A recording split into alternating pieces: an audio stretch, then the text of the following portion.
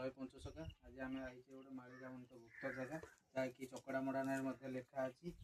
ମୁଁ ଆପଣଙ୍କୁ ସେ ଜିନିଷଟି ଶୁଣେଇ ଦେଉଛି। ଏକ ଦେବୀ ଅଛି ପଞ୍ଚ ସରଙ୍ଗରେ ତିନି ଭକତ ସେଠାର, ପାଟେଶ୍ୱରୀ ବୋଲି ନାମଟି ତାହାରି ଜାଣିତା ତୁଇ ସତ। ପାଟେଶ୍ୱରୀଟି ଏଇ ଅଳ୍ପ ଦୂରରେ ଅଛି, ଗୋଟେ ବରକୋଳି ଗଛ ଅଛି, ସେଇ ପାଖରେ ପାଟେଶ୍ୱରୀ ଦେବୀ ଅଛନ୍ତି।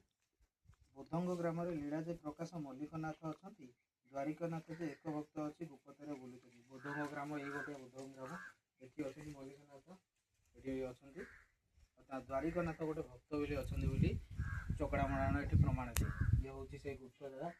ଏଠି ଲୋକ କଥା ଅଛି ଯେ ମାନେ ଏଇ ଜାଗାରେ ଗାଦି ପାଖରୁ ଏଠି କିଛି ଗୁପ୍ତ ରାସ୍ତା ଅଛି ଯେଉଁଟାକି ପାଟେଶ୍ୱରୀ ଦେଇକି ଆମର ଯାଇଛି।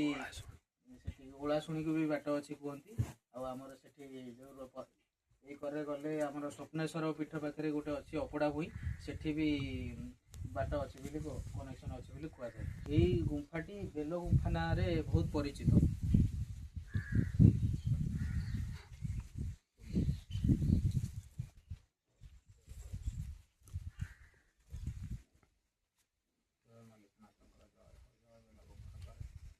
ये बेल गुप्त बेल गुम्फा।